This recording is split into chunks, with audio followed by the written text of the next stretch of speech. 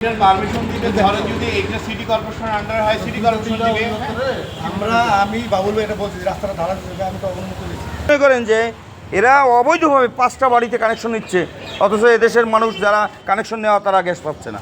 যেখানে সরকার প্রতিনিয়ত অবৈধ গ্যাস সংযোগে অভিযান চালিয়ে বন্ধ করে দিচ্ছে, সেখানে দিনে দুপুরে প্রকাশ্যে মানুষের সামনে দিয়ে একাধিক বাড়িতে দেয়া হচ্ছে অবৈধ গ্যাস সংযোগ। খোঁজ নিয়ে জানা গেছে কোনো রকমের ডিমান্ড নোট নাই, সরকারি কোনো অনুমোদন ছাড়াই 5টি বাড়িতে দেয়া হচ্ছে সংযোগ। আকাশবাণী BD24 এর সাংবাদিক জানতে চাইলে শ্রমিকরা বলেন, বাড়ির মালিক আব্দুল গনি এতে কাফে বসেছেন, কন্ট্রাক্টর বাহিরে আমাদের কাছে কোনো কাগজপাতি নেই। পরে ফোন করে বাড়ির মালিকের কাছে জানতে চাওয়া হলে তিনি বলেন, আমার কাছে বই আছে, নতুন লাইনের ডিমান্ড নোট আপনার কাছে আছে কিনা। তিনি বলেন, আমার কাছে নেই, যে অফিসার লাইন দিচ্ছে তার কাছে রয়েছে। অফিসারের ফোন নম্বর জানতে চাইলে তিনি এড়িয়ে যান। আকাশবাণী BD24 এর রিপোর্টার তিতাস গ্যাসের সাথে যোগাযোগ করলে তদন্তকারী কর্মকর্তারা ঘটনাস্থলে এসে সত্যতা দেখতে পেয়ে পাইপ সহ মালামাল জব্দ করে নিয়ে যায়। একজন কর্মকর্তার কাছে জানতে চাওয়া হলে তিনি বলেন,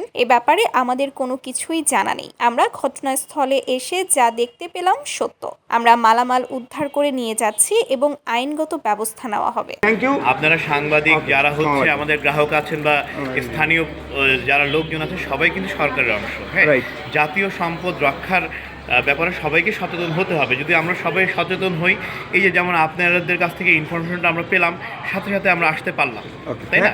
থ্যাংক ইউ। এই ধরনের যদি আমাদেরকে যদি গ্রাহক কোথাও কিছু হয় সেটা সাথে সাথে যদি জানায়, আমরা যদি সাথে সাথে অ্যাকশনটা নিতে পারি, ধীরে ধীরে মানুষ হচ্ছে নিরুৎসাহিত হবে, তখন তারা এই কাজগুলো করবে না। আর আরও কিছু আছে, গ্রাহকেরও একটু সচেতনতার অভাব আছে। হ্যাঁ, তারা আসলে অফিসের সাথে কোনো কিছু ভালোভাবে যোগাযোগ করে না যে তারা কি চাচ্ছেন। হ্যাঁ, তারা যদি অফিসের সাথে যোগাযোগ করে তাহলে কিন্তু তারা বিভিন্ন ধরনের দালাল শ্রেণী বা প্রতারক শ্রেণীর দ্বারা প্রতারিত হয় না।